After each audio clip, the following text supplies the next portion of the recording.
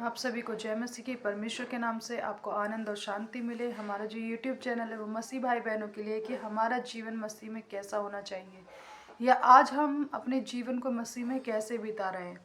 तो आज को जो वचन है परमेश्वर ने जो मुझे दिया है वो मत्ती रचित सुसमाचार उसका 12 अध्याय हम 47 से लेकर 50 तक पढ़ेंगे। परमेश्वर आज हमसे क्या बातें करना चाहता है।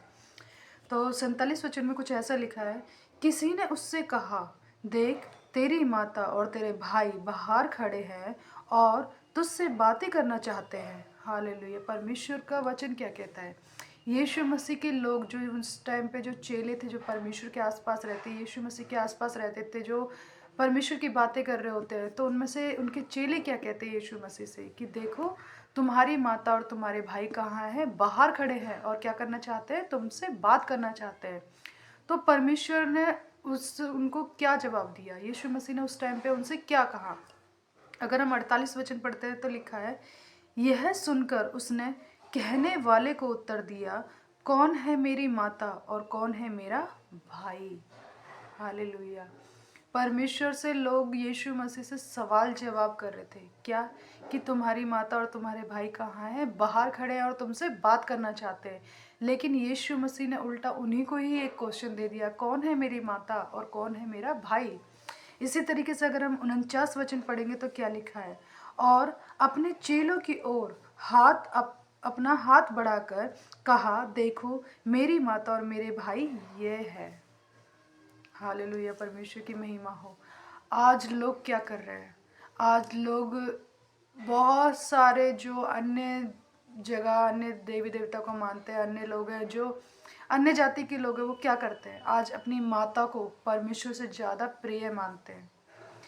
वो पहला स्थान किसे देते हैं, अपनी मम्मी को, कि हमारी माँ है उसके बाद में कोई है। लोग आज डॉक्टरों को पहला स्थान देते हैं, परमेश्वर से भी पहले देते हैं कि भगवान हमारे यही है। लोग बाग बहुत सारी अन्य चीज़ों को अपना सब कुछ मानते हैं।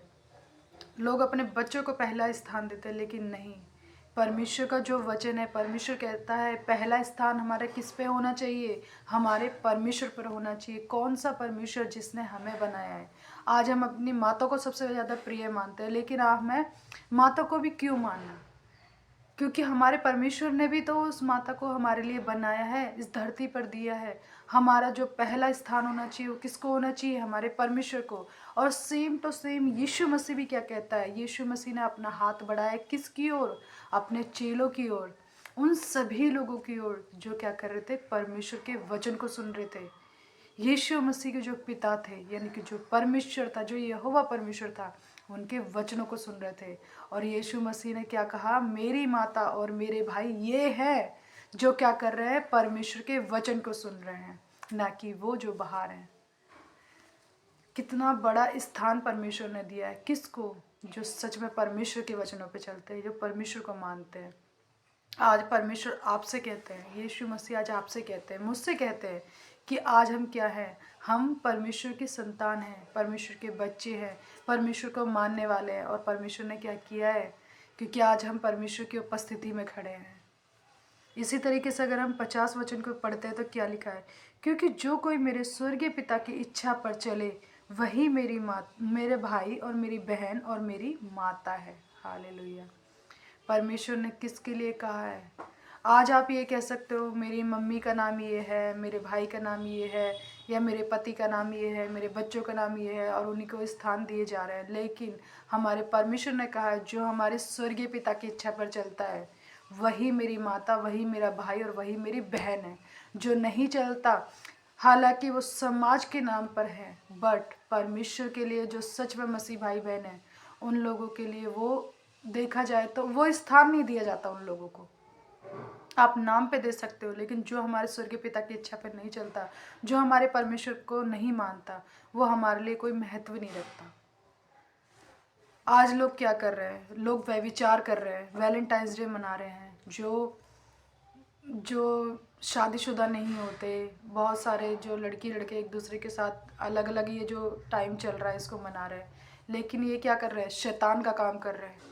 क्योंकि जिसको आप परमेश्वर कहता है, जो स्थान एक पति पत्नी को दिया है, वो एक आदर की बात कही है।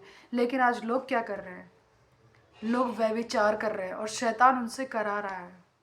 वो पहला स्थान उस व्यभिचार को, उस शैतान को दे रहे हैं, वो अधिकार उस शैतान को दिया जा रहा है।